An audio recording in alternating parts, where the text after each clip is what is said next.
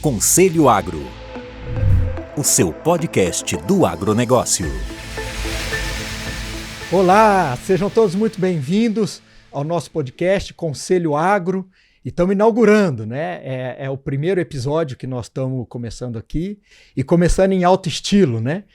O Conselho Agro é um podcast, a intenção dele, tá? É a gente discutir a agricultura aqui em alto nível, né? É discutir e falar de temas super relevantes, né? Com entrevistados também muito relevantes, que participam de conselhos, que são CEOs, e trazer isso que se discute em conselhos, né? Que se discute estratégia lá em cima em alto nível, numa linguagem prática, numa linguagem facilitada para que todo mundo possa entender e possa saber um pouco do que se discute, do que a gente fala, né? No momento que a gente vai discutir as estratégias da companhia. Né? Aqui comigo, junto, vocês vão ver em todos os episódios, nosso sócio, né, co-host, Francisco Jardim. Chico, se quiser falar um pouco, se apresentar aí, né, e dizer sobre você, fica à vontade. Pessoal, eu e o Fernando, a gente forma uma dupla bastante rara ainda aqui no ecossistema brasileiro, tá? Eu como investidor, ele como empreendedor serial, e o objetivo desse podcast é a gente conseguir trazer as discussões de alto nível com as figuras que a gente mais admira nos conselhos das empresas que a gente investe, que ele lidera, para vocês, conseguir democratizar, reduzir e simplificar um pouquinho os principais temas desafiadores do nosso agronegócio. Então é uma honra estar aqui, Fernandão. Obrigado. E hoje, hein, Chico, uma honra danada para a gente aqui.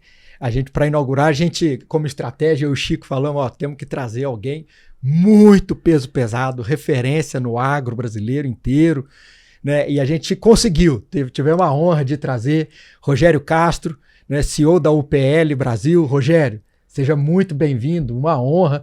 Eu falei para o Chico, daqui para frente nós temos o desafio de trazer gente muito boa, começando com você, facilita um pouco para a gente, porque todo mundo vai querer vir aqui.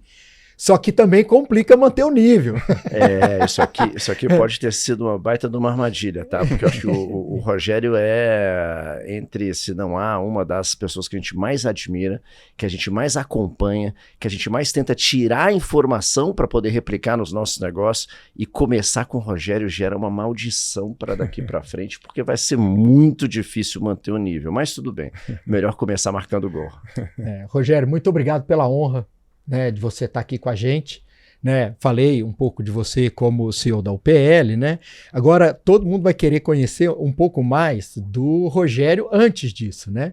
Então eu te passar a palavra, perguntar para você a sua jornada profissional, Rogério, um pouco de como você começou, se quiser falar desde da onde você né? Ele é engenheiro agrônomo também, né? E quais foram, nos seus movimentos profissionais, quais foram aqueles que mais marcaram, que você traria aqui e falou, poxa, esses aqui foram divisores de água aí na minha carreira?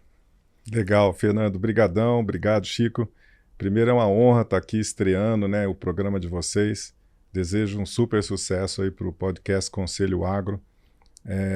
Acho que a gente tem que ter iniciativas como essa para inspirar o agro aqui, né? E quem sabe o agro lá fora também, com a visão do agro brasileiro, né? Então a gente precisa levar isso mais forte para o mercado, para o mundo, e acho que iniciativas que vocês estão tendo é fantástica. Primeiro, é uma honra estar aqui, né, com vocês são jovens empreendedores que eu admiro demais. O Chico eu conheço desde menino, quando ele estava no Banco Santos ainda, estagiário. Ele era parceiro lá de um grande amigo do Glaucio, da turma toda lá, e aí tivemos aí uma feliz coincidência de retomar nossa amizade aí no mercado financeiro um pouco mais tarde, nos caminhos aí da minha carreira, né? Fernando, é uma alegria enorme estar conhecendo você através do Chico. O Chico sempre me trouxe grandes insights, e eu acho que tenho certeza que você é uma das coisas boas que o Chico me trouxe aí também para a vida. Legal. Que é essa amizade que a gente está construindo. Então, alegria enorme estar com vocês, e um prazer enorme inaugurar aqui o Conselho Agro. Fazendo assim uma história aí de 34 anos no agro, depois que eu me formei, bem rápida, basicamente trabalhei a vida toda em insumos e no mercado financeiro, foram as duas áreas que eu me concentrei. Mas antes disso, eu vim de uma família de pequenos agricultores que nasceram em fazenda, lá de Minas. Meus pais nasceram, os dois nasceram em fazenda. Até hoje a gente tem o Aras lá numa das fazendas que a minha mãe nasceu. E então, assim, esse amor pela terra já é parte do meu DNA, né? Então eu vim inspirado por eles, fazendo agronomia em lavras, e depois, dentro do mercado de insumos, desenvolvi toda a minha carreira, passei por várias multinacionais, fui para o mercado financeiro, trabalhei no mercado de resseguros agro, fizemos empresas na área de resseguro e seguro agrícola, trabalhei forte na lei de subvenção do seguro brasileiro, na época com o colega Ivan Vedequim, ministro era o Roberto Rodrigues. E depois voltei para o mercado de insumos, na área de sementes, na área de defensivos, foi a minha grande participação. Mas um grande momento da minha vida também foi quando eu fui empreender, né, junto com colegas, o Pelisser, Vicente, Conceição, e a gente foi empreender criando a DVA, que foi um grande momento da minha vida, que depois veio a ser adquirida pela UPL. Em dois momentos, ela adquiriu 51% em 2011 e depois nós tínhamos uma estrutura de put e call. Sim. Que em 2014 eles adquiriram o restante. E desde então eu fiquei como executivo da UPL, tocando o Brasil, os sócios foram para fora, Vicente foi tocar os Estados Unidos, Pelisser foi para uma área global, a Conceição ficou comigo na área de RH no Brasil, a Gisele também era sócia, saiu, o Edson saiu, e a gente tocou aí um contrato 5 anos com eles até 2019, que foi quando a UPL fez a aquisição da Arysta, e foi, coincidentemente, o dia da integração da Arysta era o dia do meu último dia de contrato. E eu decidi, nessa época, sair, fui fazer uma experiência no Pátria, que também depois reencontrei o Chico lá, e a gente ficou trabalhando forte nessa área de mercado financeiro, de M&A, aquisições, com várias teses de investimento no agro. Depois voltei para a UPL, há 3 anos já estou de volta na UPL, refazendo um ciclo aí já com a Arysta dentro da empresa, e estamos aqui, 34 anos de trabalho. Rogério, eu já vou aproveitar e explorar um pouquinho essa tua experiência única aí que você teve.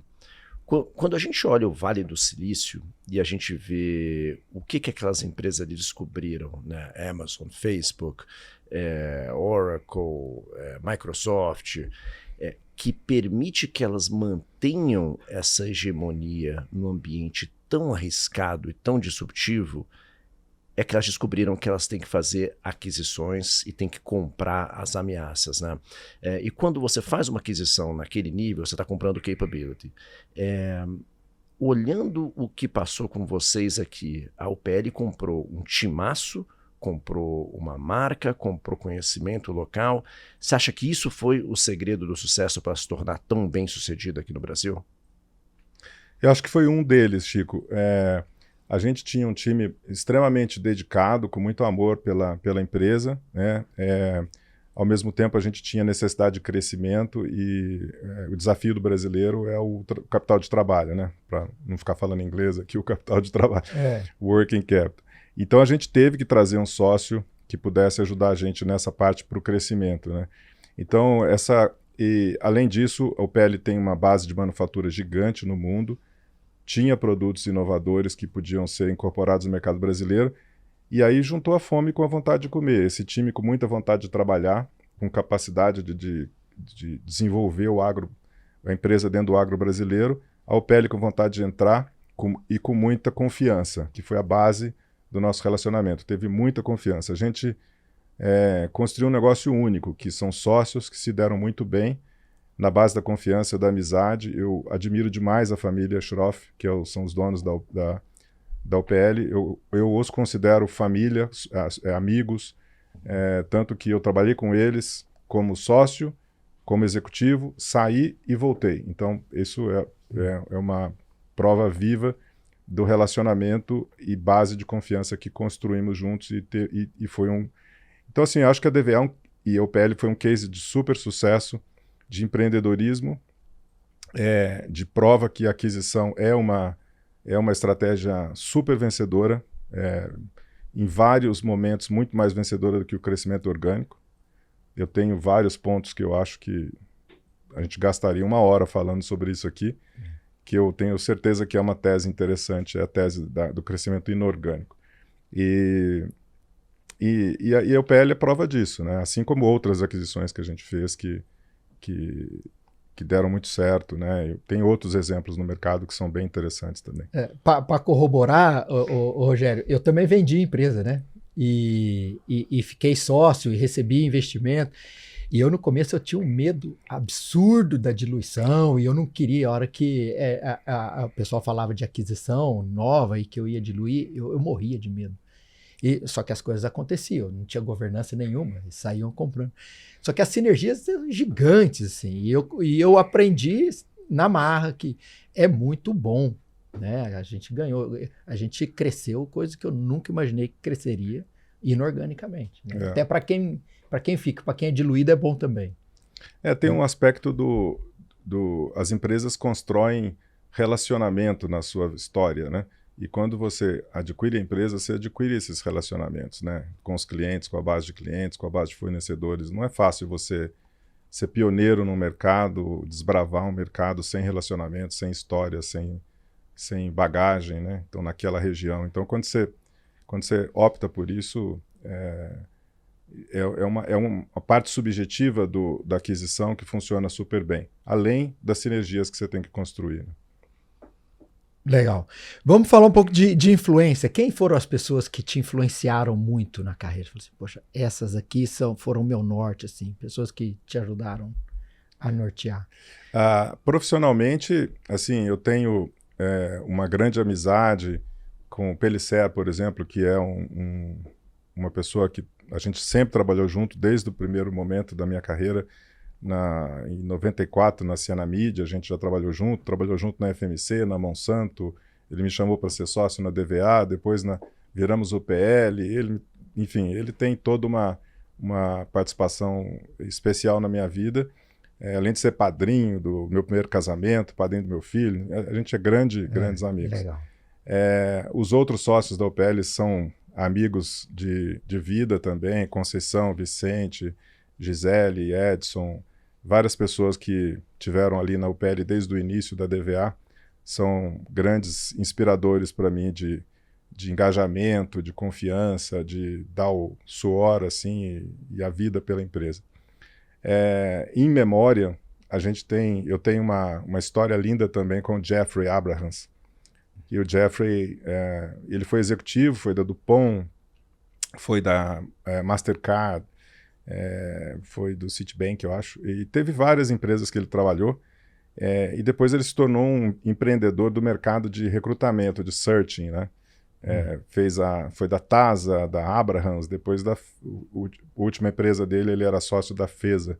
E o Jeffrey é meu padrinho da vida, padrinho do meu atual casamento, grande amigo, me inspirou, me trouxe todas as oportunidades na vida. Tenho uma vida de dívida com ele, de gratidão por esse cara. Então, é uma grande influência, um cara sempre com uma energia super positiva, inspirou tantas carreiras no mercado agro brasileiro, e esse cara, assim, me enche de paixão pelo agro, assim, quando eu lembro dele. Que legal. Que bom, né? Ô, Rogério, vamos agora partir vamos falar de agro um pouco, né? Aproveitar toda essa tua carreira e essa tua história e trazer para quem vai ouvir aqui as suas experiências do que você vê para o agro. Completando só uma coisa, Chico, sobre o que ajudou a UPL. Me fala se a minha visão é errada, tá, Rogério? Acho difícil você falar que não. Mas, na minha opinião, o que a UPL tem de muito diferente das outras é que ela conhece, desde o Rogério até todo mundo, conhece demais o agro. São profundos conhecedores. O Rogério, acho que é o CEO dos grandes grupos que mais conhece os agricultores. né? A gente estava conversando ali, ele é amigo pessoal de um monte de agricultor, então conhece o dia a dia dos caras, conhece os desafios, conhece o que precisa ser feito, conhece a forma de atender melhor. E eu acho, na minha opinião, que essa foi sempre também uma grande alavanca de sucesso da UPL. Nesse conhecer e se envolver e estar tão próximo do negócio, é um DNA empreendedor, né? É um DNA empreendedor que foi resgatado, mantido na cultura corporativa pós-aquisição, com certeza.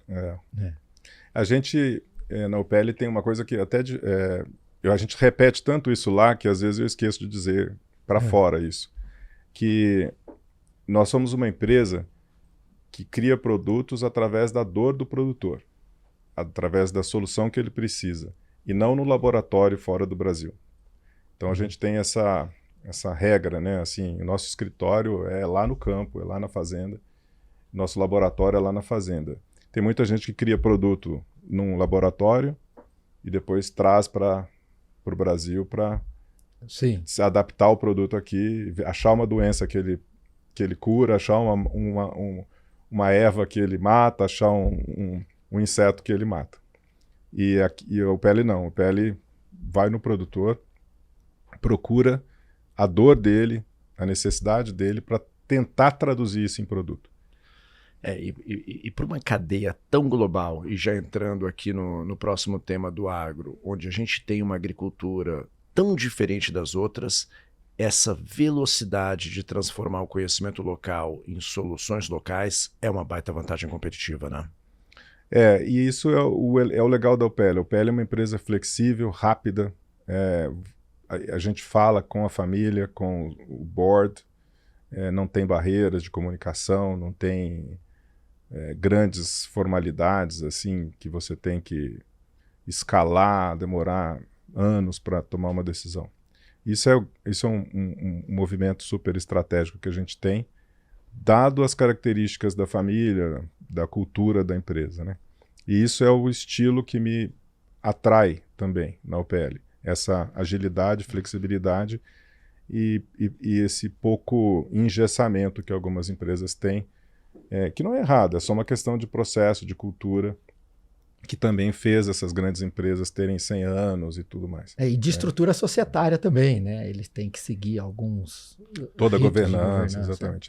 Não é uma crítica, é só uma adaptação do meu estilo ao estilo da UPL. Eu acho que isso faz uma combinação mais perfeita. Mas é uma percepção nossa, de que quando a gente olha para a governança das startups e a governança das empresas grandes, a falta de agilidade para poder perceber como que a maré está mudando e se adaptar e lançar produtos, mexer modelo de negócio e conseguir, com isso, sobreviver e ganhar dinheiro em novas etapas, é uma característica que as grandes companhias vão engessando e perdendo. E aí elas sofrem com as grandes transformações.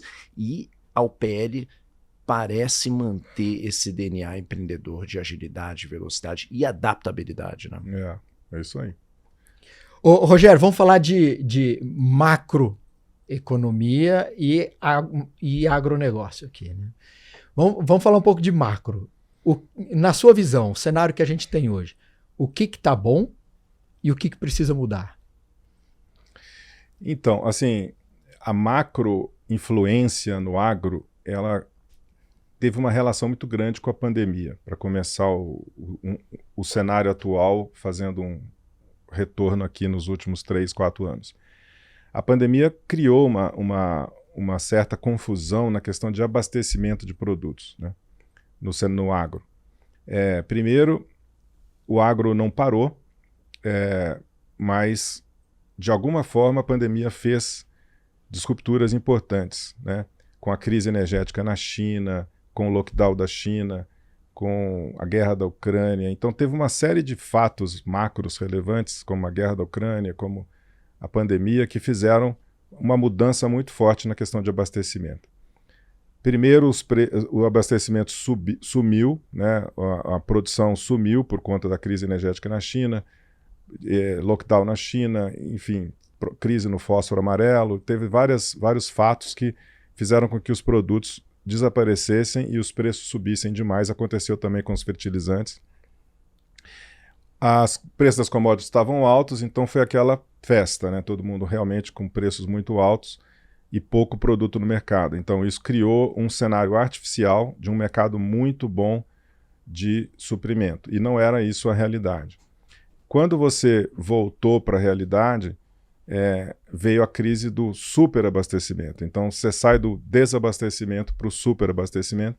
Então, de novo, aí o preço cai absurdamente, os estoques estavam elevadíssimos, os fertilizantes também caíram e os preços das commodities também caíram. Então você vive em cenários de muita euforia, depois de muita depressão. Isso foram anos complicados, causados por essas questões macro que eu comentei inicialmente. No Brasil, ainda teve alguns fatos que ajudaram a dar um pouco de tempero nisso, que foi alguma seca relevante no sul, em 2 anos seguidos. Os juros muito altos, né, que no Brasil esse efeito macroeconômico brasileiro tem dificultado muito a questão de crédito, de financiamento da agricultura brasileira, não porque não tem acesso, mas porque tem um acesso a um dinheiro mais caro. Agora o El Niño que está dando alegria para alguns e tristeza para outros. Então, eu acho que essas situações todas colocaram esses últimos 2 anos de uma forma artificial, né? Muita euforia no ano passado, muita depressão esse ano. Então, o que eu vejo agora é que a gente tende a ir para uma situação de nivelamento dessas questões todas. Então, o abastecimento tem que voltar ao normal, os custos têm que voltar ao normal, os preços têm que voltar ao normal, e a gente tem que ter, os inventários estão voltando ao normal, tanto no produtor quanto no sistema de distribuição, e aí o mercado deve voltar para uma situação um pouco mais tradicional, histórica e boa, né? Mas tem, em função dos 2 anos passados, casos que podem gerar estresse, né, para alguma empresa X, uma empresa Y. Então a gente tem que ficar atento só para poder ajudar esse equilíbrio do mercado de uma forma mais rápida e menos dolorosa para algumas companhias, né? E esse ponto do estresse, você acha que é num cenário de 180 dias aí, a hora que contas vencerem, tem gente que vai precisar readequar. É nessa linha que você está? Um pouco é isso, né? Porque se você está passando por dificuldades esse ano, você tem que achar remédios doloridos também, né? Então, depois, quando acaba o remédio, você está curado. Mas, então, é um momento de um estresse, né? De uma UTI em algumas situações. Mas eu acho que o mercado volta, né? Equaliza, equilibra de uma forma rápida aí, o ano que vem. E, Rogério, um número que a gente escuta com muita frequência é que o agro é 30% do PIB, mais 5% do mercado de capitais, né? Então a gente deve ter, pelos próximos anos, muitas companhias tentando acessar o mercado de capitais, seja via bolsa, seja emissão de dívida, CRA. Com a tua passagem por fundo de investimento e a tua vivência histórica no agro, você acha que tem muito ativo de qualidade ou vai vir muito risco para o investidor de varejo poder comprar esses ativos? A visão do investidor. Né? Ele faz a pergunta com a resposta junto. Eu acho que tem muito ativo bom no Brasil. Muito ativo bom. Em todas as áreas. Né? Aí é uma questão de preço. Mas tem muita oportunidade. O Brasil tem muita oportunidade. O Brasil ainda é um menino novo, não é nem adolescente na consolidação dos segmentos do agro. Né? No que diz respeito principalmente às operações brasileiras de toda a cadeia. Não estou dizendo de áreas de pesquisa super desenvolvida, R&D, que consolida globalmente, mas algumas questões brasileiras que vocês já experimentaram como empreendedores também participar.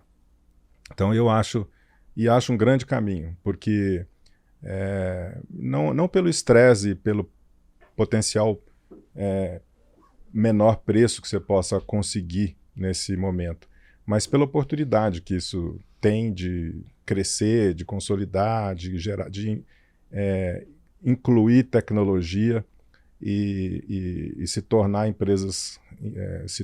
empresas relevantes no cenário brasileiro nos próximos 10 anos. Isso é um bom ponto. Você acha que com essa entrada no mercado de capitais de mais componentes do agro, vai vir não só capital financeiro, mas também mais gestão e produtividade para o setor? Vai. Uma coisa boa, por exemplo, dessa entrada, por exemplo, das empresas de private equity no Brasil, ou outras empresas que têm um perfil de consolidação grande, que empresas japonesas têm um perfil de consolidar. Sim, gosta de grande, fazer grandes gostam, grupos, né?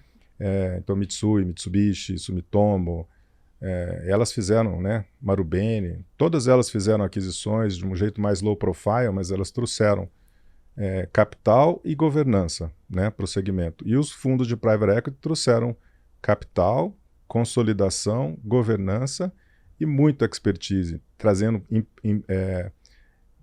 profissionais com perfil empreendedor, profissionais com perfil de consistência técnica na área de finanças, porque o agro ainda vivia um ambiente muito informal em relação às questões financeiras, as questões de capital de trabalho, fluxo de caixa, gestão de contas a pagar. Então, assim, tem muita coisa ainda para ser feito, mas eu acho um movimento super positivo do ponto de vista de profissionalização do setor. Será que eu posso imaginar que tem dois lados aqui? Né? Tem esse ponto que o Rogério trouxe que é super relevante, e é isso mesmo, do lado do tomador, né? Ele tem que se profissionalizar e melhorar a gestão e governança. Eu acho, Chico, que tem uma parte de quem empresta, do credor aqui, a hora que a gente vai para os instrumentos de CRA, de FIAGRO, que também tem que ter um amadurecimento deles, né, de como financiar o agro. Né? Os primeiros FIAGROS aí, tem alguns que mostraram que deram uma errada feia aí no financiamento, né? Em quem alocar e tudo, alocação e regras para aquilo. Eu acho que tem um amadurecimento dos dois lados, né? E tem uma questão pedagógica, né? Eu acho que sempre que você está desenvolvendo um novo setor no mercado de capitais, é importante levar em consideração que o investidor não conhece o setor. E isso é uma coisa meio louca, porque o negócio do Brasil é o agronegócio, né? Mas o investidor brasileiro ainda não conhece a profundidade, a sazonalidade, os ciclos do agro, né? Agora, isso está mudando graças ao trabalho que vocês estão fazendo e que a gente está vendo a entrada cada vez maior da turma no segmento. Bom, isso aqui já estamos emendando na pergunta nossa de oportunidade e desafio, que tem a oportunidade dessa questão de financiamentos para essa agricultura, né? Diferentes vias para isso.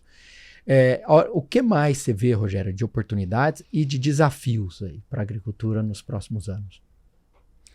Eu acho que uma grande oportunidade que a agricultura vai ter, a agricultura brasileira em especial vai ter, é na questão de sustentabilidade, né? Acho que o Brasil é um exemplo de sustentabilidade na agricultura, mas não é percebido como tal. A gente precisa ter uma base científica para mostrar isso, né? E tem muitas empresas e instituições já trabalhando para isso acontecer. A gente precisa ter comunicação integrada, corporativa, governamental, público e privada, fora do Brasil para isso acontecer. Isso é muito ainda precário no Brasil. E a gente precisa começar a mostrar os cases de sucesso, né? Então, cases que são relevantes, né? Para mostrar a sustentabilidade do Brasil. Então, começam a aparecer dados super interessantes. Ontem eu vi uma pesquisa muito interessante da McKinsey sobre o potencial que existe de uso do solo no mundo, e joga toda a responsabilidade para o Brasil, tanto de ter essa grande oportunidade como de ter o problema também, né? Então, assim, quando a gente mostrar e conseguir controlar que o desmatamento ilegal é ilegal e que a gente pode controlar isso e que isso sai da esfera do agricultor, e a gente passar a usar o solo de uma forma sustentável no que diz respeito à descarbonização daquela região, daquela área, daquela fazenda, por exemplo, a gente vai destravar, vai abrir um mundo de potencial para o Brasil que assim, é inimaginável quantos milhões de hectares e quantos milhões de produtores podem se beneficiar disso, né? Mas a gente precisa de base científica para isso, a gente precisa de vender isso para o mercado financeiro, a gente precisa vender isso para a sociedade, para que todo mundo trabalhe em prol disso, né? Não adianta falar que o agro é sustentável se a gente não mostrar os dados, né? Os dados é que vão fazer isso ficarem claros e nítidos para todo mundo. Então essa oportunidade ela ainda vai destravar no Brasil, né? E desafios, eu acho que é o contrário, é não fazer isso, ainda não aproveitar isso, entende? O desafio é você continuar tendo aí, sei lá, 40 milhões de hectares de pastagem degradada e não trabalhar por isso, por converter isso em agricultura sustentável, com plantio direto, com uso de biológico, com cuidado do solo, cuidando da saúde vegetal de forma sustentável e com quase praticamente carbono neutro, né? Que é possível, né? A gente tem vários testes já na UPL junto com a Embrapa que café você consegue produzir com carbono negativo, por exemplo, né?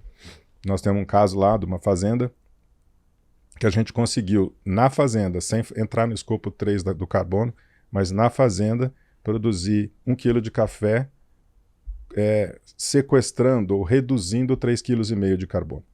Então tem assim casos incríveis que a gente pode mostrar. Se você põe isso em larga escala, consegue mostrar esses cases e consegue destravar essa agricultura tão sustentável e tão potencial, a gente vira um case de oportunidade. Nenhum país no mundo tem a base de energia sustentável que a gente tem, nenhum país no mundo tem as terras possíveis de produzir de forma sustentável. Então a gente tem tudo na mão como oportunidade. E Rogério, falando em carbono, né, aí vocês dois, o Chico também é um cara que estuda muito carbono e também pode ajudar a gente nisso. A gente consegue estimar qual o valor em carbono que a gente tem em mercado, né, ou em toneladas, passível de comercialização?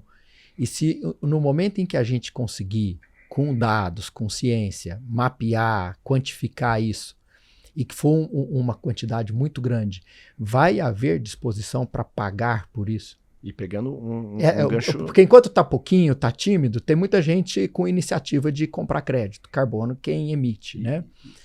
Mas a hora que essa quantidade ficar realmente grande, assim, que tiver que mandar muitos bilhões de dólares para cá, vai haver essa mesma disposição de pagar por ele? Pegando um gancho até anterior, no exemplo que o Rogério citou no setor de café. Você tem duas oportunidades de monetização direta aqui, né? A primeira, aumentar o valor do produto, descomoditizar o café e capturar mais valor no preço de venda, né? Via um trabalho de dominar a narrativa e contar. E o segundo, que vai para a tua pergunta, é através de tecnologias de MRV, que a gente sabe que a UPL tem feito trabalhos fantásticos como o Gigaton Challenge lá fora, para poder metrificar e explorar isso, é transformar isso em crédito de carbono e gerar uma linha de monetização adicional, né? E, Rogério, o que você tem visto nessa área? Então, um caso prático que eu acho que vai acontecer no Brasil e a minha expectativa é essa ao participar desse programa. A UPL é uma das empresas que foi selecionada para participar do programa de soja de baixo carbono da Embrapa, né? Através de uma licitação que eles fizeram, eles trouxeram 7 empresas para participar. E o trabalho está intenso lá acho que são 23 ou 25 micro-regiões no Brasil, estudando a base científica para que a gente tenha baseline, tenha práticas que você demonstre claramente quanto que você descarboniza e quanto que você incorpora, precisa incorporar de tecnologia para isso acontecer, enfim. Eu acho que vai haver um mercado para isso, pode ser de crédito de carbono, mas muito mais vai abrir um mercado enorme, como o Chico mencionou, fora da questão do crédito, que é a valorização do teu produto final. Então, se você segue, por exemplo, a linha de empresas que estão fazendo joint ventures para comprar biocombustível, combustíveis renováveis, então se você consegue produzir uma soja com alto teor de óleo, qualquer outra cultura que tenha mais alto teor de óleo, ela vai valer mais, de alguma forma, né? Então, além do potencial crédito de carbono que você vai ter. No Brasil já tem casos, né, de proteção do bioma amazônico, que você tem o programa REDD+, que existem créditos no mercado voluntário. Hoje está na casa de $9 e $10, já chegou a estar 16, já chegou a estar $7 por tonelada, por crédito, que é por tonelada, né? E tem fazendas que estão aí produzindo 20 bilhões, 25 milhões de reais, não muitas, de créditos por ano, por conta disso. Então já tem casos reais, eu já tentei tradear esses créditos, né, e não consegui comprar, mas existem, porque eles venderam para outros, né? Tanto que eu fiz a oferta e não levei, porque alguém Bom, já tem, vendeu então outro, tem, né? tem um mercado estruturado. Tem um mercado, é voluntário, não é regulado, mas é um mercado que existe, né? Agora, esse é um mercado que está restrito ao bioma da Amazônia. Existe agora um programa que eu tenho escutado que vai decolar também para o bioma do Cerrado, mas a gente precisa ir para a agricultura, né? Realmente, a agricultura independente onde ela está, qual é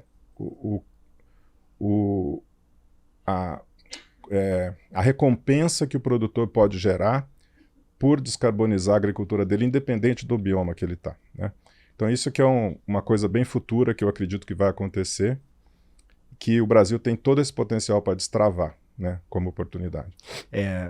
Pegando o gancho aqui do Rogério, eu acho que essa é uma das maiores oportunidades, talvez oportunidade de $1 trilhão dessa geração, e geograficamente o potencial que o Brasil tem de ser um grande emissor e produtor de carbono a partir da floresta amazônica e da nossa agricultura, pela escala e pela sustentabilidade que as práticas locais têm, conseguindo ter, primeiro, tecnologias que conseguem metrificar e demonstrar, auditar e validar. Segundo, certificações, né? Hoje certificações ainda foram muito desenvolvidas para a agricultura temperada, mas está vindo, está cada vez mais, que validem. E agora, o Rogério citou muito bem, a gente tem um mercado voluntário, que já tem crescido bastante, mas vamos ter nos próximos anos um mercado regulado formalmente estruturado.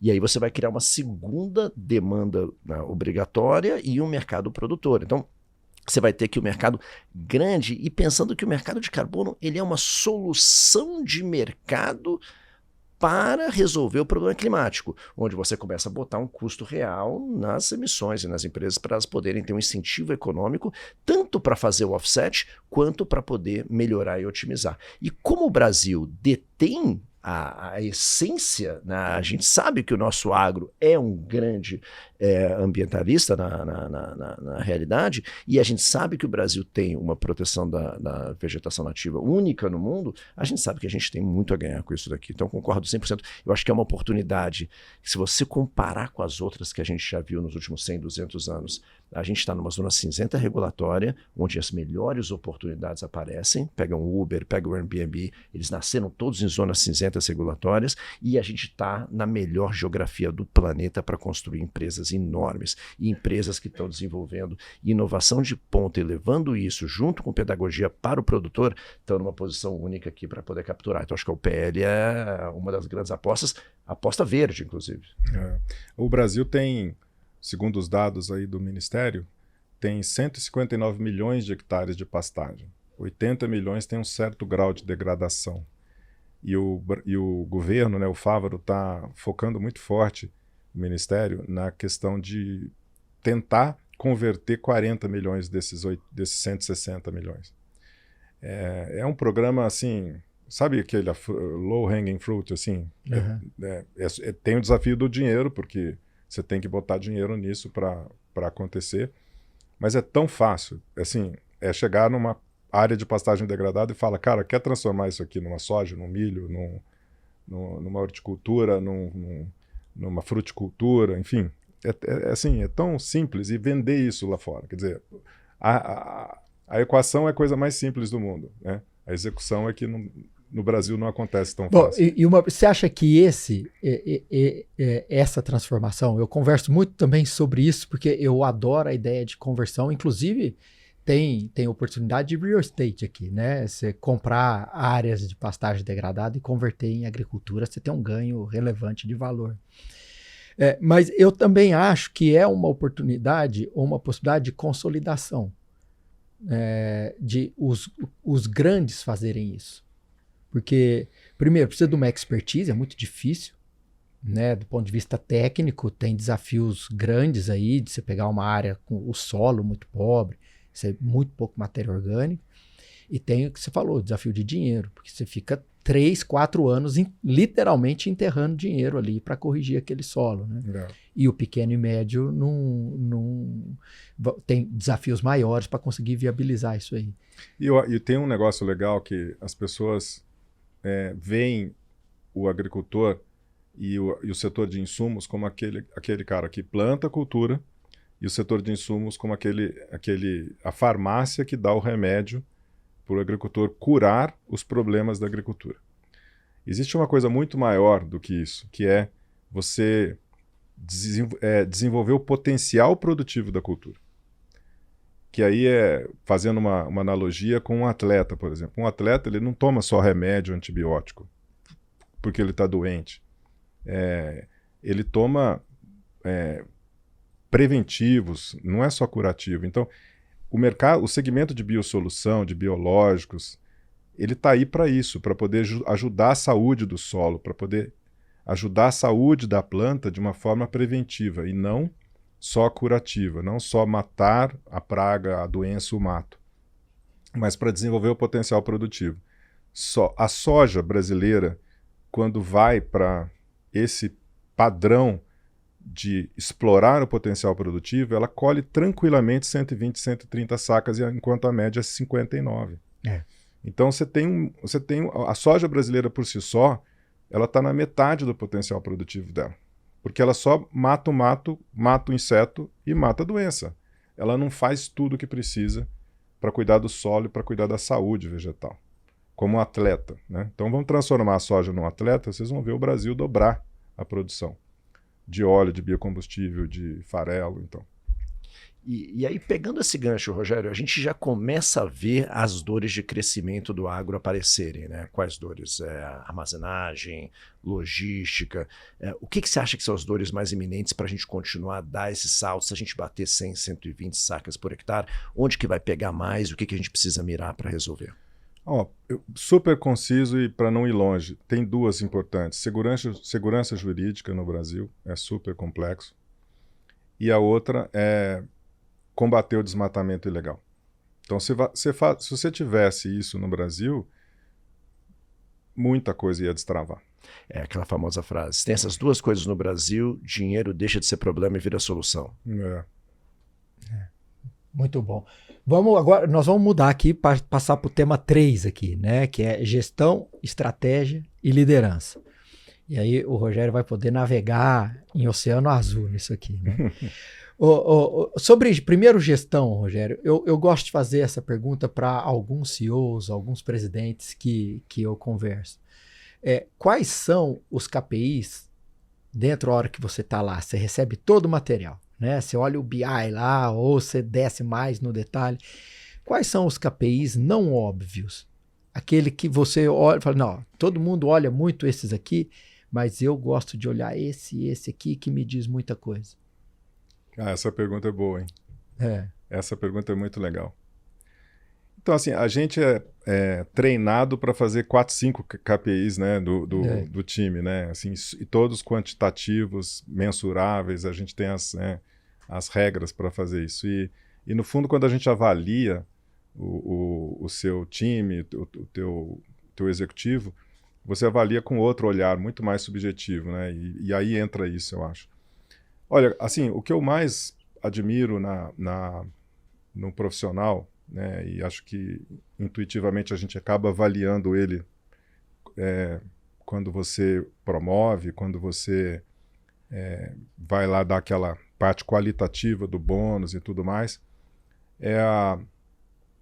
eu chamo isso de empreendedorismo. Assim, é o cara que tem o DNA do empreendedor.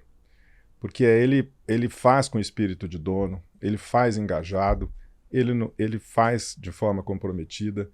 Você tem confiança e você dá autonomia porque você vê ele fazendo daquela forma.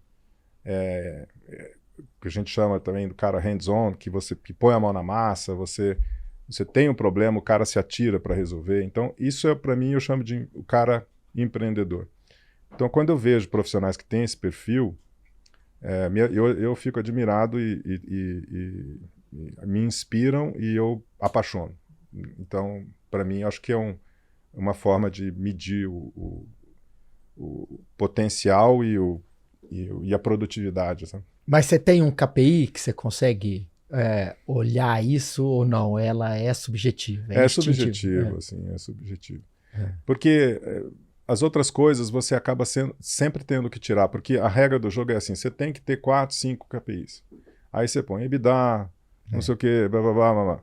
E aí aí não sobra. Assim, a gestão de pessoas é super importante, ESG é super importante. A gente sempre coloca pessoas e ESG também num box mais qualitativo de KPIs, mas você não põe nada fora da caixa. Então, o fora da caixa, para mim, é aquela avaliação que você faz de potencial do cara. Esse ponto do Rogério é fundamental. Ou da cara, né? Do cara ou da cara. E esse cara, com essa atitude empreendedora, essa proatividade, essa atitude, ele contagia o resto do ambiente, né? Porque ele vira o aspiracional do time, né? E aí onde a gente vê que essas métricas de avaliação de performance não podem ficar só no quant. Você tem que ter um quali, porque aquele quali impacta o grupo como um todo. E aí, como despertar e como incentivar esse comportamento, né? Tem que remunerar o cara que tem. E outra coisa, Rogério, você como CEO da UPL, como board, qual é a rotina nessas posições, ou uma, né, que você não abre mão de ter, assim, ou diariamente ou semanalmente, para outros CEOs ou outros membros de conselho que estão assistindo possam fazer esse tipo de benchmark, de comparação contigo? Então, assim, o que eu gosto de fazer é reunir meu time uma vez por semana, que a gente chama de comitê executivo, sempre para todos olharem nos olhos dos outros e colocarem os seus problemas para fora e para todos tentarem ajudar. Porque é a única forma que você tem de fazer o compromisso de todos em cima da empresa é todo mundo saber o problema e comunicar o problema. E aí a solução de alguma forma vem.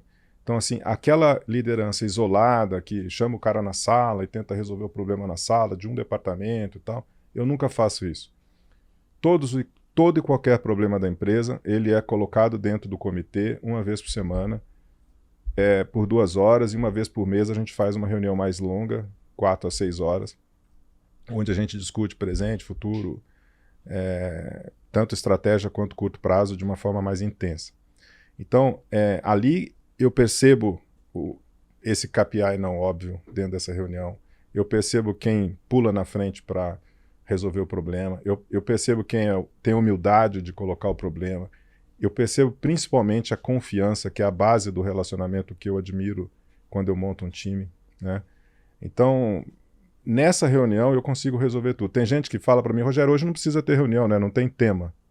Eu falo, não, vamos reunir, nem que for para a gente ficar olhando na cara do outro lá, porque vai aparecer um problema, né? Tem gente que minimiza, subestima um problema, então não quer colocar o problema.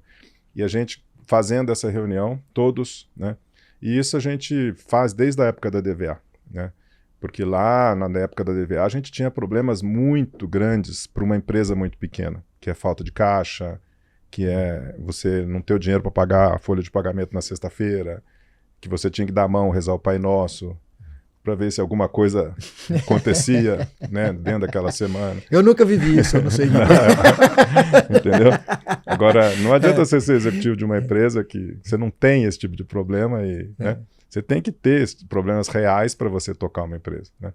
Então é muito legal. Essa regra, Rogério, é impressionante como ela é importante. E são poucas organizações que têm, né? De que notícia ruim você tem que dar rápido. E você tem que dar ela bruta, né? Você não pode trabalhar, não pode segurar. Aquele livro do Ben Horowitz, que virou uma bíblia no empreendedorismo, né? Coisas difíceis sobre coisas difíceis. Ele dá esse exemplo e ele fala, eu sempre jogo as notícias ruins rápido, para a maior parte do time eu democratizo, para aumentar a escala de massa cinzenta que está conseguindo pensar naquilo. E se eu não faço isso e depois o time descobre que tinha um problema, eu ainda mino a minha credibilidade por ter escondido a informação. Então, essa lição que o Rogério deu talvez seja uma das mais importantes, né, para a gente conseguir preservar. Adoro esse livro aí. Depois no final nós vamos falar o nome dele de novo aqui, tá? Ô Rogério, vamos falar de estratégia, né? Falar da UPL, né? A UPL ela tem produtos pós-patentes e produtos patenteados de pesquisa e de inovação. Como que vocês posicionam a UPL? Qual é a estratégia dela de posicionamento no mercado? Então, o Brasil ele tem uma característica um pouco diferente das outras regiões da UPL, mas globalmente o Brasil não segue esse número. O Brasil é melhor do que esse número, mas globalmente a UPL tem 60% alto de produtos pós-patente, 30 e poucos por cento baixo de produtos de inovação. No Brasil é bem mais inovação e biosolução, a gente coloca numa categoria meio junto. E a estratégia global é que até em 2027 a gente tenha 50-50 de produtos de inovação e biosolução e 50% de produtos pós-patente. No Brasil a gente está bem à frente disso, né? Mas a gente vai chegar mais cedo nessa métrica e essa é a nossa grande missão. Então a gente tem focado todo o investimento na criação de inovação, na criação de principalmente produtos da área de biosolução, que é a nossa divisão chamada NPP, né? Que é Natural Plant Protection. Então a estratégia é essa, colocar inovação, mas sempre ligando aquele ponto que eu te falei no início. Olha a dor do produtor, o que ele precisa, vamos criar produto para aquilo, não simplesmente criar um produto por criar para ter um portfólio gigante, né? Então, focado na necessidade do produtor, criar inovação e criar principalmente a base de biosolução. Nós estamos investindo muito em biosolução no Brasil. Rogério, uma dúvida sobre o setor de bio. A gente sabe que as regras de propriedade intelectual para bio são diferentes do químico tradicional. Como que você vislumbra conseguir proteger a propriedade intelectual ou preservar margens no longo prazo nesse setor bio? Eu sei que tem uma discussão grande agora, né, numa regulamentação dos bioinsumos e tal, sobre patenteabilidade, né, disso. Eu não estou tão profundamente a par das decisões que estão sendo tomadas lá, mas seria muito importante que tivesse, né? Porque não do micro-organismo em si, mas eu acho que vai ter muita inovação que vai vir disso, né? Metabólitos e RNA, enfim, vai ter muita coisa que vai transformar os bioinsumos em tecnologias essenciais para o produtor. Eu acredito muito nisso. E a proteção é importante, né, nesse caso, porque o investimento é alto, né? Pegando esse gancho de estratégia, a gente viu nos últimos anos, principalmente nos últimos 10 anos, muita grande companhia de insumo indo para o modelo de software, de dados e tentando integrar esses dois modelos. Você acha que esse é o futuro ou você acha que isso vai ser mais uma onda? Os dados, ele é relevante para qualquer empresa, né? Para você posicionar o seu produto da melhor forma possível, os dados e o mundo e a ajuda digital para que isso aconteça, eu acho super relevante. Eu acho um desafio enorme para empresas de insumos terem uma plataforma completa para o produtor.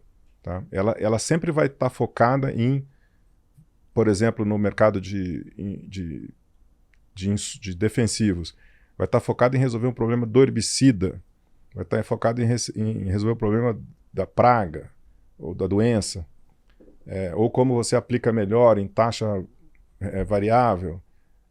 Mas assim, você não vai resolver o problema da semente. Você não vai, porque você não é o teu foco. Você não vai resolver o problema do fertilizante, porque não é teu foco. Você não vai resolver o problema do clima, né? Ou da irrigação, ou da hora de colher, ou do pós-colheita, ou do armazenamento, ou da logística, ou das finanças, né? Então, assim, você tem os dados para tratar a erva daninha, você tem os dados para tratar a doença. E aí você fica sendo um em 200 empresas que querem apresentar uma solução digital para aquele agricultor. Eu, honestamente, admiro e acho que hoje as indústrias de máquinas são as mais que têm mais potencial para centralizar todos os problemas do produtor. Então, quando você pega as iniciativas das indústrias de máquinas, elas sempre estão presentes em todas as práticas do produtor, exceto na área financeira ou qualquer outra coisa. Mas... E olha que loucura essa informação. Eu também gosto e vejo a indústria de máquinas e as concessionárias, né, tendo a possibilidade de ajudar o produtor nos dados. Você pega a John Deere, ela é enfática em dizer, por exemplo, não consegue nem capitalizar os dados, porque ela fala, dados é do produtor, é do meu cliente, eu não cobro. Então, eu acho difícil capitalizar muito em cima disso. E mesmo assim, a gente tem informação de uma concessionária muito boa da John Deere, que a adesão ao Operation Center, que é um negócio muito legal de se ver, assim, ajuda muito o produtor, a adesão é de 13%. Porque o produtor não tem alguém lá na propriedade para ajudar, né, dentro da empresa dele, alguém para ajudar nisso, que entenda de dados, ele não tem nem um projeto de dados instalado, de organizar os dados, né? Eu ainda não encontrei um produtor, nem os maiores, que, com exceção, acho que é SLC, acho que tem, um data lake organizadinho ali, né? Que ela pegue um projeto de dados bem montado para suprir e você conseguir tomar mais decisões. Acho que tem... A turma falava muito de conectividade, agora o próximo passo, porque a conectividade está resolvendo muito rápido agora, né? Acho que o próximo passo é o produtor precisa organizar, cada um ter seu projeto de dados ali dentro da propriedade. Eu acho que esse é um próximo passo. Eu acho que a pergunta nesse caso é por que uma empresa que investe milhões de dólares e às vezes é adquirida por bilhões de dólares, ela vira pó em 3 anos? Qual o desafio que ela encontrou em criar tanta solução inovadora e não ter sido atrativa para o mercado, para o produtor ou, de alguma forma, para o setor produtivo, né? Então tem uma barreira enorme nessa parte de gestão dos dados E além do que o produtor não quer ficar compartilhando o dado dele com muita gente, né? E nem quer receber 200 empresas na sua casa todo dia para discutir uma solução, por mais inovadora que ela seja. Eu tenho uma solução que faz o drone aplicar uma gota aqui, 2 gotas ali e tal. Tá bom, mas ok. Aí 5 minutos depois entra o do avião, depois entra o do trator com laser, depois entra da plantadeira, depois entra do fertilizante. Não dá, o produtor não tem esse tempo. Ele tem um diretor técnico agrícola. Entendeu? Então, é um desafio enorme. Eu não tenho a solução, mas eu não colocaria todas as minhas fichas numa solução muito particular, não.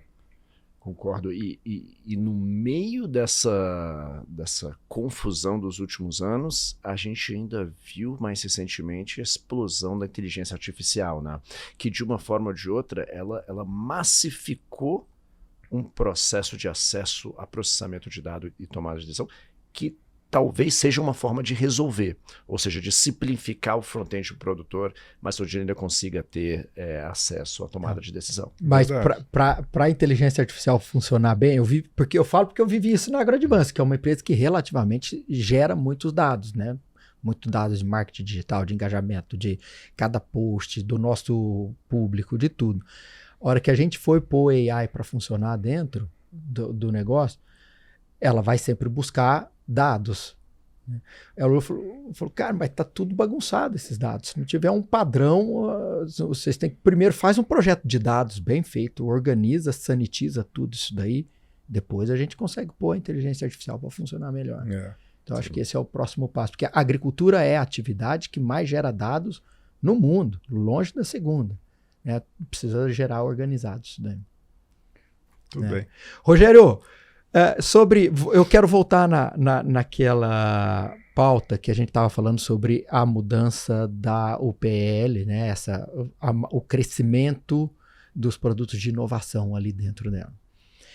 E aí tem um desafio de liderança também, porque você tem o time todo, que tinha talvez um mindset mais para pós-patente, que é uma estrutura de venda e um modelo de venda muito diferente, né? Você tem que trabalhar muito mais, você tem que evangelizar o seu cliente no sentido de explicar como as coisas funcionam. Como é que você consegue, qual é a estratégia de liderança aí da UPL para fazer essa mudança de todo esse time e mudar a orientação dele para um time de venda de valor? Esse é um super grande desafio que a gente tem. Honestamente, não é fácil. A gente tenta uma estratégia, não dá certo, tenta outra, não dá certo. Uma coisa interessante que a gente tem no Brasil é essa estratégia de crescimento inorgânico. Então, o fato que nós, a UPL, temos 8 empresas no Brasil, nós temos o laboratório, né, de ser produtores, então testar o produto em alta escala, de ter empresas de semente, de ter empresas de biosoluções, de ter empresas no segmento de venda direta, onde tem um contato mais próximo com o produtor, que é a Orijo. E a gente tem condição de fazer com que essa estratégia seja destravada nesses parceiros, muitas vezes. Então, por exemplo, um caso das nossas tecnologias mais avançadas de tratamento de semente. Às vezes é muito difícil você converter toda a minha equipe para lá se dedicar em tratamento de semente.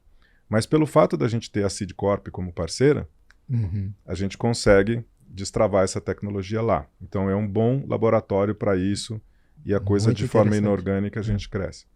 A nossa NPP, ela é super, é um legado grande que a gente tem. Talvez uma das melhores sinergias que a gente teve da aquisição da Arysta foi os produtos, as fábricas e produtos da NPP. Mas a gente tem dificuldade de fazer a mesma equipe focar no produto tradicional, nos commodities, nos glifosatos da vida, nosso glifotal, e, ao mesmo tempo, fazer com que ele foque na linha de biosolução. Mas a bioplanta não tem essa dificuldade, porque ela é focada 100% nisso. Então, a estratégia inorgânica é a nossa grande cartada para que isso se destrave mais fácil. Muito bom. Chico, você tem a pergunta de inovação aí pro Rogério, que vai ser muito boa. A pergunta de inovação, Rogério, como que a tecnologia, na sua visão, está transformando a produção agrícola? Vou continuar. Como que ela vai mudar a competitividade e os modelos de negócio das grandes empresas de insumos? E terceira, tudo junto, você acha que o mundo está ficando mais perigoso para uma grande companhia de insumos?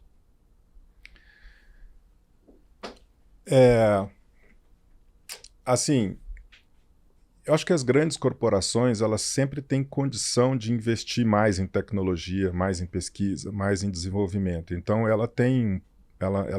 muitas vezes ela está um passo à frente, né? De ter tempo, de dar tempo para a pesquisa, para que a pesquisa prepare os próximos lançamentos. Então, a tecnologia, novos produtos, novos desenvolvimentos vêm com investimento. Não dá, só a ideia não resolve muitas vezes um bom portfólio. Mas, então eu acho assim que não é uma questão de competitividade, é uma questão de estratégia, foco, ter uma boa estratégia, ter foco, ter investimento naquilo, dar tempo para aquele investimento se traduzir em portfólio e você voltar para o mercado com uma coisa que seja realmente vencedora. Agora, no Brasil, em particular, eu acho que os investimentos, e a gente tem feito isso, têm que ser colocados em produtos de sustentabilidade. Porque a tecnologia incorporada nisso vai fazer aquilo que eu acredito, que é desenvolver o potencial produtivo da cultura. Se você trabalhar só vamos lá para o mercado de glifosato, vamos lá para o mercado de atrazina, vamos lá para o mercado de de produtos super comoditizados, você não vai destravar o potencial da agricultura, você não vai destravar o potencial da tua empresa, você não vai ajudar o produtor em nada, vai só criar guerra ali comercial. O investimento em tecnologia de produtos de inovação, sobretudo os de biosolução, que eu acho que são, para nós, a parte mais importante do nosso investimento para poder gerar essa tecnologia adicional que a agricultura brasileira precisa, que é essa complementaridade entre o produto tradicional, os defensivos tradicionais e as biosoluções. De alguma forma mesclada aí, o agricultor já faz isso. Quando ele traz um produto de uma empresa focada só em biosolução e compra o defensivo de uma outra empresa focada só em defensivo, ele acaba fazendo isso na área dele. Mas o potencial é quando todo mundo estiver desenvolvendo esse mercado de uma forma conjunta, para que realmente as tecnologias se aprimorem. E tem um ponto-chave aí, Chico. Se a parte regulatória aumentar a proteção, você vai dificultar vir os de baixo, os super disruptivos, e disruptar alguém, né? A meu ver. Assim. Você aumenta a barreira. Rogerão, pensando aqui para os nossos ouvintes e audiência que querem aprender com você e entender um pouquinho o que você recomenda de conteúdo, um livro e um podcast. É o podcast do Conselho Agro. Comecem a pôr o botãozinho, o sininho como é que chama? Da notificação. Toda vez que tiver um podcast do Conselho Agro, assistam que vai ter muita coisa legal.